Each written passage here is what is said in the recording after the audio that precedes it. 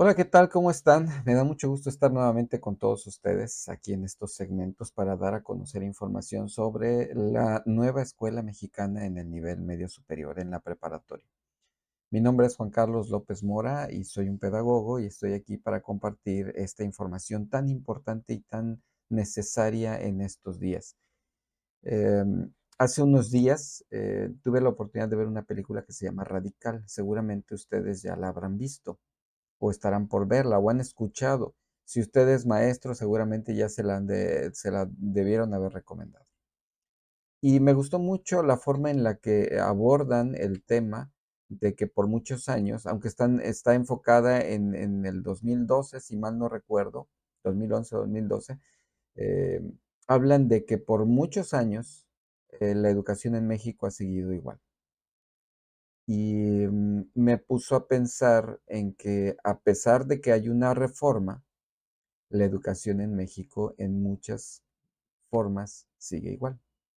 Y entonces quisiera yo en esta ocasión dirigir este video, esta información a los padres de familia y a la comunidad en general. Algo más, por la razón por la que lo estoy haciendo es porque también vi una entrevista que hizo un edutuber a Max Arriaga, el que trabajó en el diseño de los libros de texto. Y hubo un comentario de él que no me gustó. Hubo algunas cosas muy rescatables de la entrevista que le hicieron. Pero una cosa que no me gustó es que él dijo que ahora la educación básica está siendo un ejemplo para la educación media superior y la superior. Y también reconoció dentro de las cosas que compartió que hay un hueco, hay un bache, una laguna, no sé cómo llamarlo, entre la autoridad educativa y la información que llega a los docentes, a los maestros que están frente a grupo, a los directivos incluso. Y este hueco de información, este bache que existe, logra que la implementación de la reforma no se concrete. Y, me doy cuenta también, porque también he trabajado en educación básica, que en educación básica están promoviendo mucho que esta reforma se implemente. Tiene también sus desafíos, porque hay contradicciones a veces entre lo que dicen, los directivos, o los supervisores, o las personas que están encargadas de pasar la información a nivel federal, y después en las conferencias que dan también se contradicen, dicen cosas que no son exactamente lo que se pidió que se explicara, y le echan la culpa a los directores y a los supervisores, pero la verdad es que la mala información viene desde más arriba. Entonces, la intención mía, y creo que muchas de las personas que se han dedicado a compartir esta información, es que quieren minimizar este bache o esta mala información que se ha tenido. Así que no quiero dar más explicaciones, quisiera yo empezar con esto. Y miren, este documento lo emitió la Subsecretaría de Educación Media Superior para hacer un documento de orientación para padres y comunidad en general. Y bueno, la primera parte, ya saben, siempre empiezan ahí los créditos, pero esto es lo que vamos a abordar, o lo que voy a tratar de abordar para usted si es padre de familia o simplemente si es parte de la comunidad. A lo mejor es un docente usted que trabaja en educación básica, o a lo mejor es un docente que está en el nivel medio superior y todavía no le queda muy claro de qué se trata esta reforma. He escuchado a varios docentes decir que es lo mismo, que ya hemos pasado muchas reformas, y eso es cierto, ya se han hecho muchos intentos de corregir esto, em, y dicen es lo mismo, nada más le cambiaron los nombres. Entonces, lo que yo quiero tratar de abordar en esta ocasión, y lo voy a hacer en varios segmentos, es que no es lo mismo. Sí hay un cambio, y el cambio que se puede provocar tiene que ser como la película, tiene que ser radical. Tenemos que dejar de pensar de cómo estábamos enseñando o cómo aprendimos nosotros, cómo nos enseñaron en la escuela, para hacer una transformación real de la educación en nuestro país. Entonces, fíjense, aquí en el índice dice la introducción, ¿qué es lo que vamos a ver? ¿Qué es la nueva escuela mexicana? ¿Por qué surge? ¿Cuáles son sus principales características? ¿Cuáles son los principios que fomenta? ¿Qué quiere lograr? cuáles son sus beneficios y cómo lo vamos a lograr. Y escuchen bien esto, es no cómo lo voy a lograr yo desde mi plano donde yo me dedico a la educación, sino cómo lo vamos a lograr todos como comunidad, como sociedad. Esa es una tarea de todos y es necesario que lo entendamos, que todos estamos involucrados en este proceso de reforma educativa. Muy bien, fíjense, dice aquí, la educación que hoy reciben niños, niñas y adolescentes y jóvenes mexicanos será decisiva en su futuro y en el de sus comunidades. Por tal motivo, la Secretaría de Educación Pública, preocupada por brindar una educación de excelencia y con sentido humano, propuso transformar el sistema educativo mexicano a través de la nueva escuela mexicana. Para hacer esto posible, en el año 2019 el Gobierno de México realizó una reforma constitucional y modificó la Ley General de Educación. Cosa que, insisto, no es la primera vez. Ha habido otros, en otros sexenios, ha habido otros intentos de hacer una reforma. Y lo preocupante para muchos de los docentes, para muchos de los maestros, es que cambia de color los dirigentes y viene una reforma. Y no se termina de concretar cuando ya se está haciendo otra cosa diferente. Entonces, sí, para mí sería un llamado también a los dirigentes, los gobernantes, los políticos. Nosotros no somos políticos, somos gente, parte de esta sociedad que no nos interesan los colores que están gobernando, nos interesa el bienestar de nosotros. Y entonces, sí, yo pediría ahí, por favor, ya no hagan modificaciones. em, solamente porque eran de otro partido, sino dejemos que funcione y veamos después los resultados. Dice, actualmente la nueva escuela mexicana está siendo implementada y como padre, madre, tutor, docente, directivo, autoridad educativa, promotor del deporte y la cultura, empresario, representante de instituciones de salud, de educación, de seguridad o de alguna organización social, somos parte de este gran proyecto educativo. ¿No sabes qué es la nueva escuela mexicana y por qué es tan importante tu participación? En este documento encontrarás la respuesta. Muy bien. Y vamos a analizar la primera pregunta. ¿Qué es la nueva escuela mexicana? Es un proyecto educativo con enfoque crítico, humanista y comunitario para formar estudiantes con una visión integral, es decir, educar no solo para adquirir conocimientos y habilidades cognitivas, sino también para, número uno, conocerse, cuidarse y valorarse a sí mismos. Número dos, aprender acerca de cómo pensar y no en qué pensar. Número 3, el diálogo como base para relacionarse y convivir con los demás. Número 4, adquirir valores éticos y democráticos. Y número 5, colaborar e integrarse en comunidad para lograr la transformación social. Es decir, con la nueva escuela mexicana se desea formar personas capaces de conducirse como ciudadanos autónomos con sentido humano y crítico para construir su propio futuro en sociedad.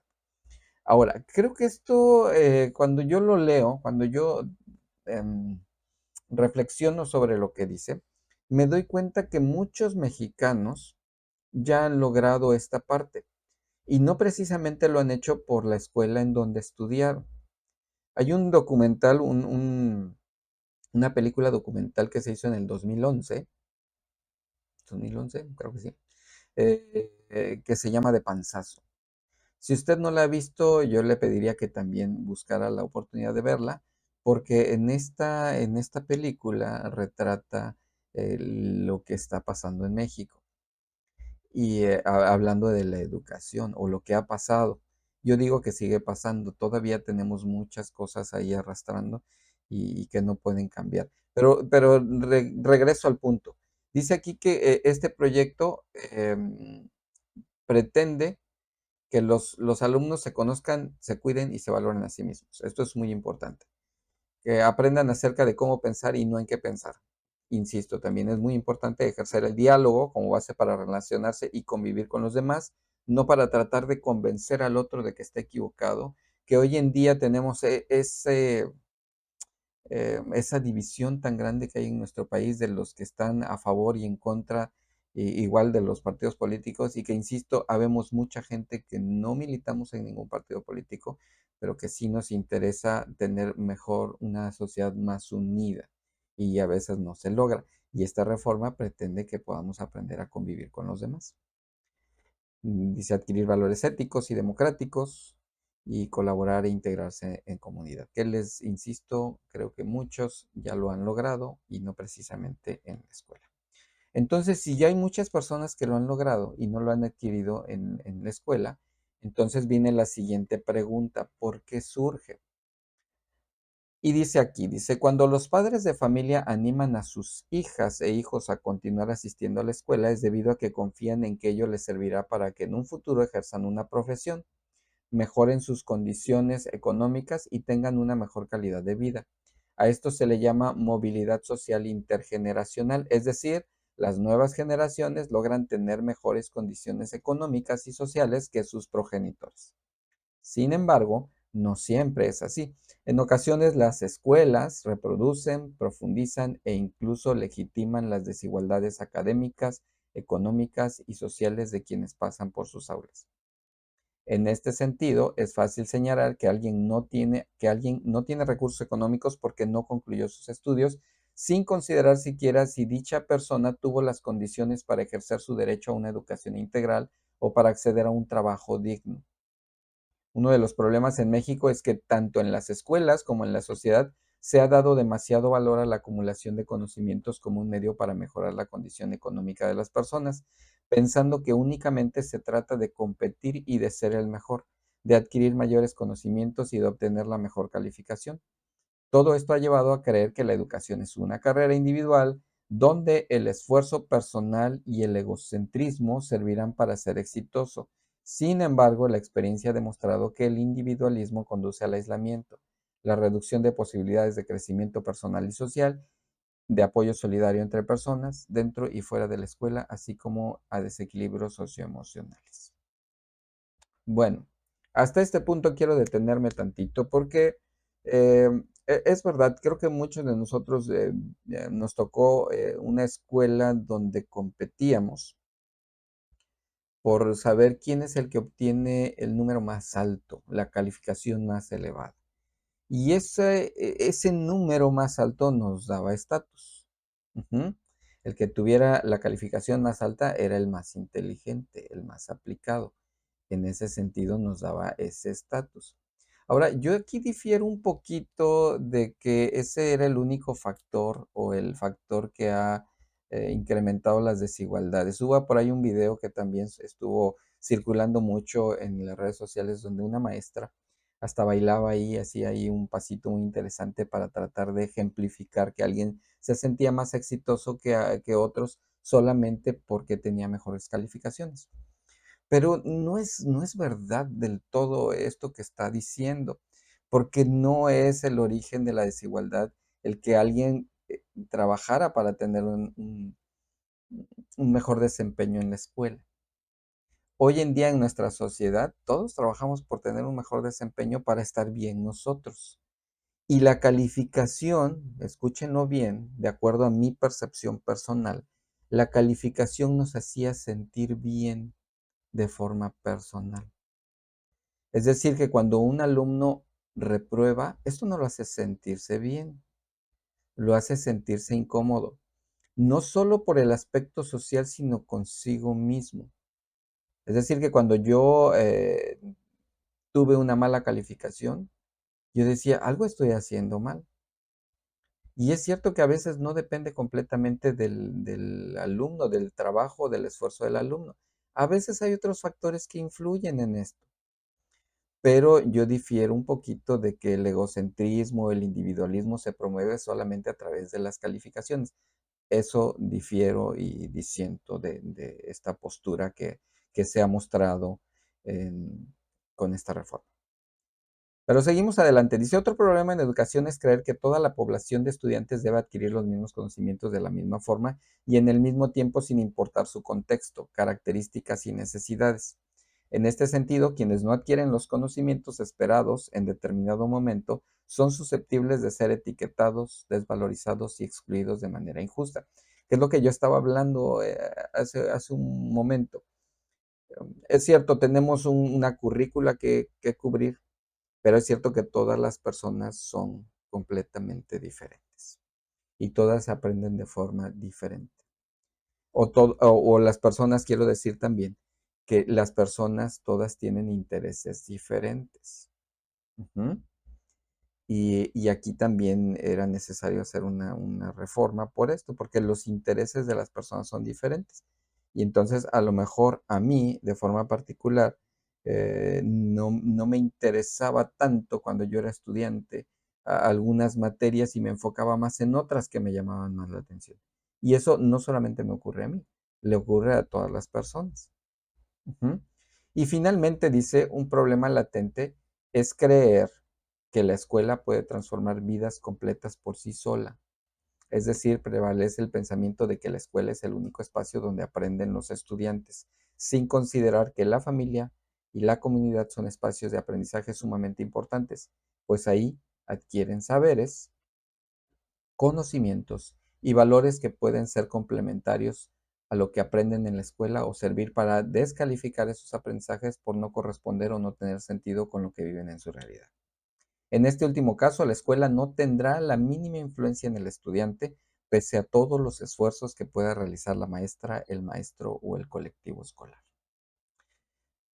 Para atender los problemas antes descritos, la nueva escuela mexicana propone una educación con sentido crítico, humanista y comunitario, que permita valorar, atender y potenciar la educación como un proyecto social compartido y que responda a los contextos y características de las y los estudiantes. Además, hace un llamado a reconocer institucional y socialmente el trabajo de las maestras y los maestros, no dejándoles solos con la responsabilidad de esta noble e importante labor de educar.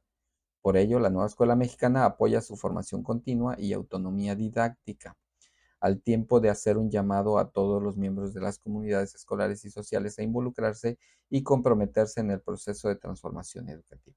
Hoy más que nunca es necesario que, en conjunto, demos sentido, dirección y empuje a un mismo proyecto educativo. Solo de esta manera podremos lograr una auténtica transformación social y tener la fuerza para afrontar colectivamente como comunidad cualquier reto que nos depare el futuro. Y bueno, no quisiera yo tomar más tiempo en este análisis. Vamos a hacer otra segunda parte para seguir en los siguientes puntos. Pero me gustaría saber qué piensa usted acerca de esta reforma, acerca de la necesidad de reestructurar todo. Hace rato, a mí no me pagan nada por promocionar, pero hace rato les comentaba yo de la película esta de Radical. Me gustaría que ustedes la vieran y que trataran de percibir lo que muchos de los que nos dedicamos a la educación ya hemos percibido desde hace tiempo. No es nuevo para nosotros. Estas situaciones y de este maestro del que se habla en la película es algo que ocurre con muchos maestros en todo el país. No es el único que ha hecho este tipo de adecuaciones por tratar de mejorar la calidad de enseñanza con los estudiantes, pero es bien claro que no podemos hacerlo solos. Necesitamos de la ayuda de ustedes, de los padres de familia, de la comunidad en general, de los políticos. Por favor, ya no se peleen políticos mexicanos. No nos gusta, no sé, no sé cómo expresarlo, pero eh, no me gusta este asunto de ver pelearse, tratar de convencer al otro de mi punto y no ver el punto de la otra persona. ¿Qué piensan ustedes? Díganme, por favor, qué piensan ustedes de esta reforma. Em, yo estoy aquí para compartir esta información con todos ustedes y me da mucho gusto poder hacerlo. Escríbanme, por favor, sus comentarios, compartan esta información con alguien más que ustedes conozcan. Síganme para que puedan ver el resto de la información que vamos a ir analizando poco a poco, que en esta ocasión está dirigida a padres de familia y comunidad, aunque si también eres docente, si también te dedicas a la educación como yo, comparte para que más personas se enteren de lo que está sucediendo y por qué es necesaria una transformación en nuestro país en la educación. Muchas gracias y nos vemos en el siguiente segmento aquí de Aprendiendo con Juan. Que estén muy bien y hasta la próxima.